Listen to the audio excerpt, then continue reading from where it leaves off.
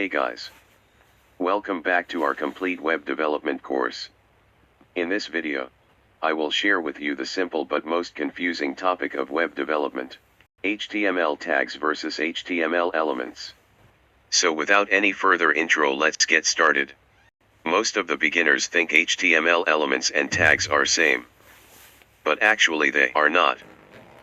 HTML tags are building blocks of HTML page. HTML tags mainly contain 3 parts: opening tag or start tag, main content, and an end tag, as shown in an image. HTML element is everything written from the start tag and an end tag, including tags.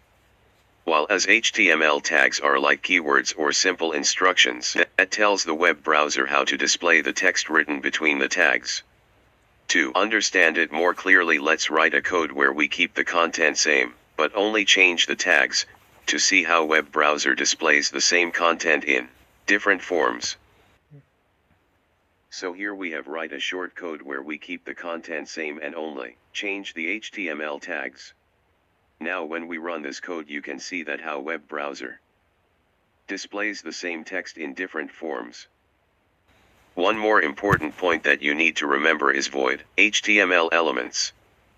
Void HTML elements, also called empty or self-closing HTML elements. Empty elements are those elements that are not closed or that are self-closed. For example, an image element that is used to display an image doesn't have a closing tag. So that is it for this video. I hope you guys like it. Share this video with other developers and don't forget to subscribe our channel for more informative videos.